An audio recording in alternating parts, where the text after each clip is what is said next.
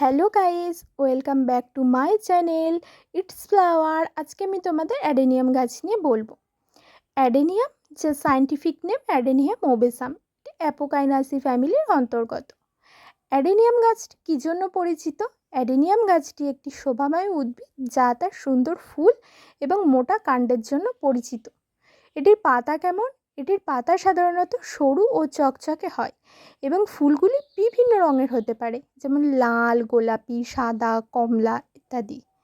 গাছটি কাণ্ড মাংসল এবং শক্ত হয়, যা গাছটির জলের অভাব সহ্য করার ক্ষমতা বাড়ায়।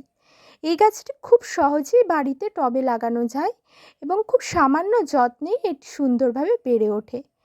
অ্যাডেনিয়াম গাছ যার অন্যতম বৈশিষ্ট্য হলো এটি খুব ধীরে ধীরে বাড়ে এবং এটি শুকনো ও শুষ্ক পরিবেশে ভালোভাবে মানিয়ে নিতে পারে।